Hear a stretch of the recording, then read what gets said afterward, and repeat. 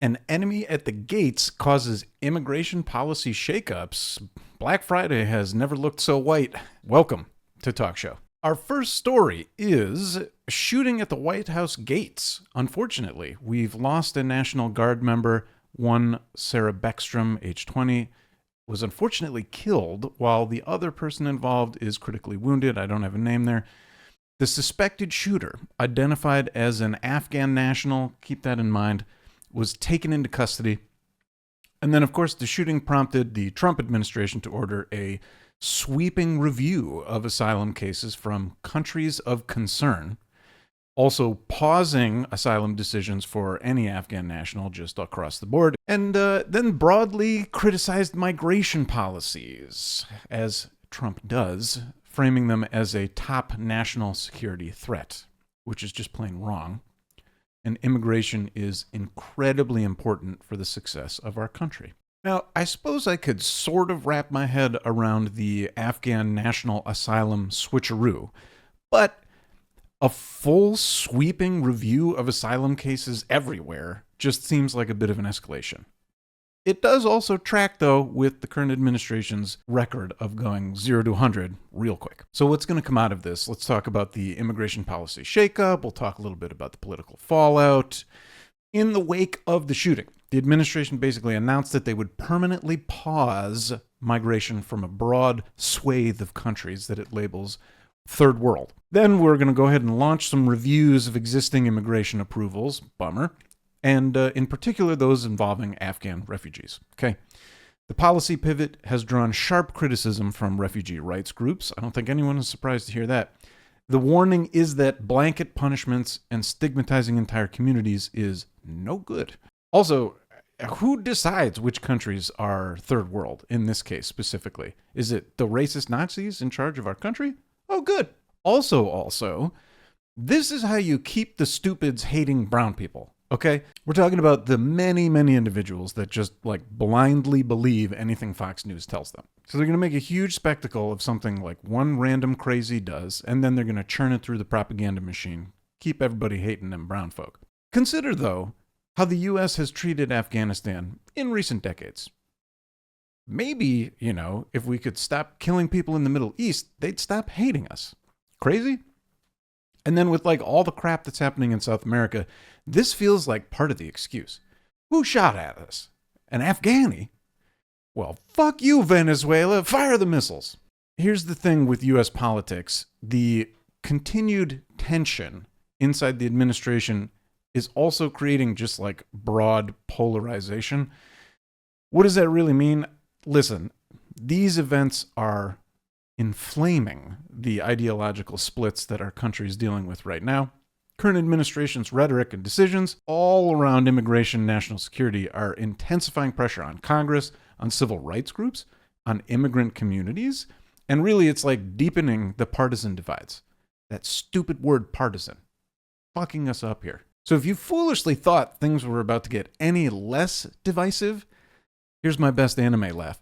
Oh, ho, ho, ho, ho, ho. There's more to talk about here. There's domestic and global economic context. Okay, there's always context. We got to talk about the context, especially when we think about things like inflation, we think about travel, migration dynamics. There's a lot of migration in this episode.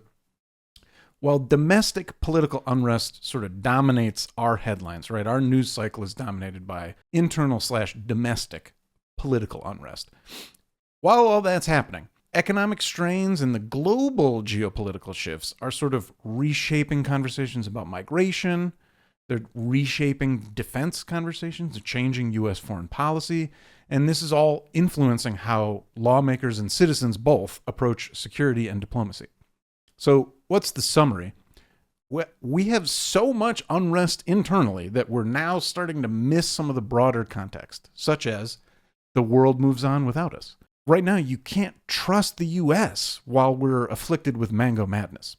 So with all this holiday spice coming at us, let's take a quick break. Amazon was nice enough to send the holiday brainwashing guide straight to our home, the home that has no children and never will. Great job, Amazon marketing. Let's see what our corporate overlords have in store for us this holiday season. Yeah, look at this holiday guide, huh? Fantastic. Let's start off by reviewing In the top right corner. Now, this Beyblade thing is pretty cool, but I think millennials will correctly identify this as essentially Crossfire without the fun. Like, where are the tiny choking hazard BBs? Like, I need to be able to create like a slip hazard with a few surprise floor BBs. See that? Amazon delivery van? Oh yeah. This is great. Amazon ride-on delivery van is like the perfect gift for a kid's Christmas because it lets them practice the full life cycle early on. You get to play in the van, then you start working in the van, eventually you live in the van, finally you die in the van after 60 years of unbroken Amazon Prime. It's like a Fisher-Price My First Destitution kit. Oh yes, check this out. See that right in the middle of the screen there, baby? Skip-its. Skip-its are back. I mean, Skip-its obviously great for kids, but perfect for reminding millennial parents that their bodies are now held together by vibes, copays, and 2007 optimism. The second one of us tries it, we're just going to detonate a hip like a piñata stuffed with medical debt. See that? The Cool Maker bracelet thingamabob? What's it actually called? Hang on. Oh yeah, the Cool Maker stacked Heishi bracelet studio. Fantastic. Honestly, this one's kind of cool to me. The only issue is that one Friday night, Dad's going to be left alone and he's going to start making dick bracelets. Oh, yes. No, this is it. This is the jam. Look at them. Barbie and Ken this year, absolutely spectacular. I'm kind of surprised that Trump hasn't, like, sued Mattel for including a black Barbie. Personally, I think she looks drop-dead gorgeous. Ken, on the other hand, is not looking so good. This is what happens when Tilda Swinton and Kate McKinnon have a child. Cool. All right, and we're back. Let's head back to news on the world stage. There are a few things happening in the world of Latin America. We're going to start there and then loop back around because our main story focuses on that. But our first world news story, Latin America, the flight rights revocation. Just kind of a tongue twister. But here's what happened. In response to U.S. pressure on civil aviation relating to Venezuela, the Venezuelan government revoked flight rights for 6 major international airlines. What does that mean? Well, it basically further isolates the country and underscores the rising geopolitical tension between the U.S. and Venezuela. I mean, at this point, let's just give them the full Afghanistan treatment, right? Hold that thought. Our next story, the 2025 United Nations Climate Change Conference, COP30, ends with compromise. Wah, wah, wah, wah. So the 2025 climate held in Belém, Brazil. I think it's Belém. This concluded earlier this week, despite urgent calls, folks. The calls coming from inside the house. Despite urgent calls for fossil fuel phase out, another fun tongue twister, the final deal was essentially watered down into oblivion. So the major oil producing nations mostly resisted any kind of binding commitment. Perfect. So instead, the conference settled for voluntary roadmaps. Come on with this. You can't give them voluntary roadmaps. You got to hold people accountable. Put the feet to the fire. The world is going to be on fire anyway, so that's going to be easy. This is so annoying. It just feels like a Scooby-Doo episode, except this time they did get away with it, even with all the meddling kids. We're just so straight cooked, and soon we'll be literally cooked in a worldwide sous vide. Major fire in Hong Kong kills dozens, leaves many missing. This is fairly big news from Southeast Asia. A fire broke out across a housing complex in Hong Kong, spreading rapidly from external bamboo scaffolding to multiple apartment blocks. Pretty scary. At least 13 people have been confirmed dead. Many more feared missing. So the fire escalated to level 5 emergency very quickly and was done so by authorities to try to get a hold of things and get the right resources. Now, the name of the housing complex? The Wang Fuk Court estate. I hate how funny that name is to Westerners because it's a completely unfair, horrible tragedy. But this is also a reminder that proper lubrication needs to be taken seriously. Let's cruise over to Eastern Europe, the evolving war in Ukraine. I don't like when war evolves. That sounds scary. Let's talk about potential for peace talks, shifting battlefield stuff, and the high-stakes diplomacy that we're doing over there. The war between Russia and Ukraine continues to shift. Here's what's most recent. Russian President Vladimir Putin, you know him, recently expressed conditional openness to a U.S.-backed peace plan, but only if Ukraine cedes territory. Thankfully, Kyiv has rejected that deal. Also, what a sham of a deal. Oh my God, a U.S.-backed peace plan. Yeah, you just give Russia everything, and you get nothing. It's a perfect deal. Why wouldn't you accept? It's so ridiculous to me. Meanwhile, Ukrainian forces reportedly launched drone attacks on Russian energy infrastructure. Things like oil refineries, power plants. So there's more escalation. Ugh. On the diplomatic front, however, a bit of a shakeup. Andriy Yermak, I may be saying that wrong, the chief of state to Ukrainian President Volodymyr Zelensky, that's a name hopefully you know. Yermak voluntarily resigned after anti-corruption agencies raided his apartment. This raises some concerns about internal political stability in war and peace talks. It's definitely not good when Zelensky's top brass gets canned for corruption in the middle of this Ukraine-Russian conflict. How many rubles does it take to get a Ukrainian chief of staff to go double agent? It's scary to even think about. Let's continue. As I said earlier, we were going to talk a little bit more about Latin America. That brings us to our main story. Recent strikes by Southcom in southern waters. So we're talking Caribbean era, Eastern Pacific. The United States Southern Command, U.S. Southcom, under orders from Pete Hegseth, WikiLeaks, they've basically carried out military strikes on many vessels in both the Caribbean and in the Eastern Pacific.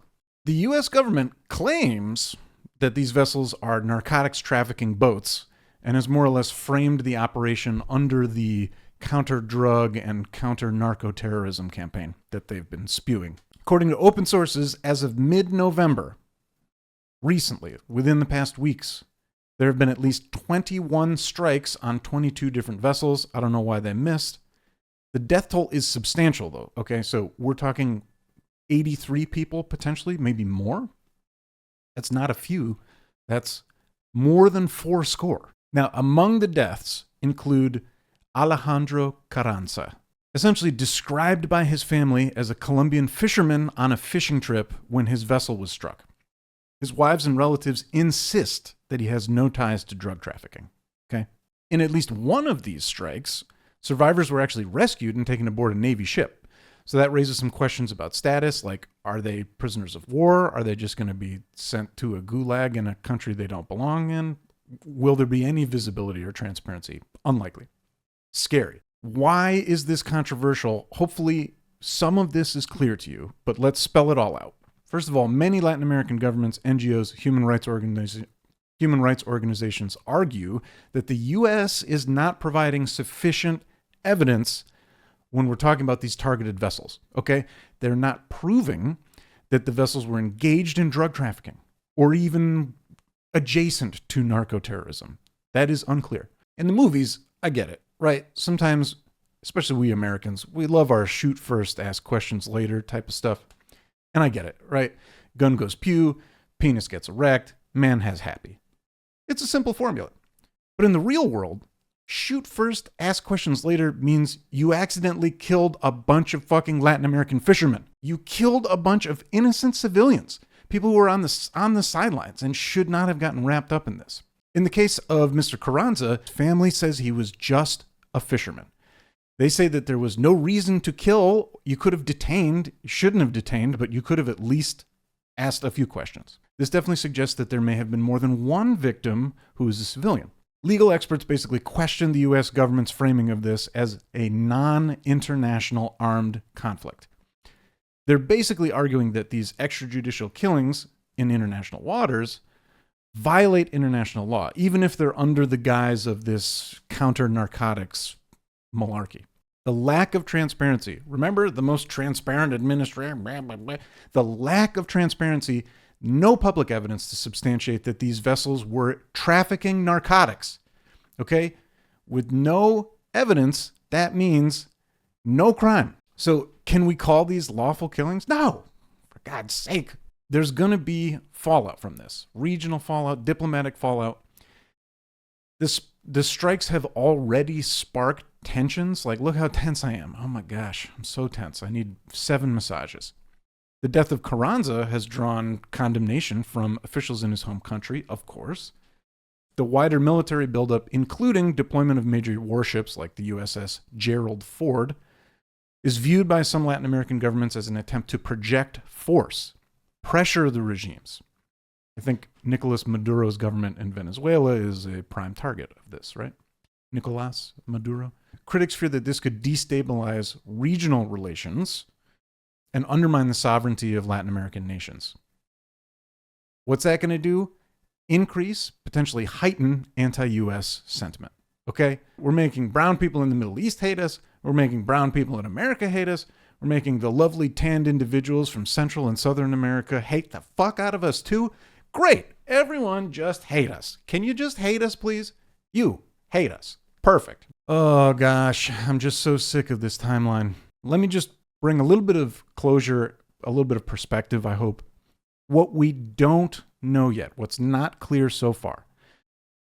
There's limited public evidence that every vessel struck was smuggling drugs. The evidence is limited. The government has not released a full forensic chain of custody type of thing. So there are doubts about this narco-terrorist label. I have doubts. You probably have doubts listening to me yell about this.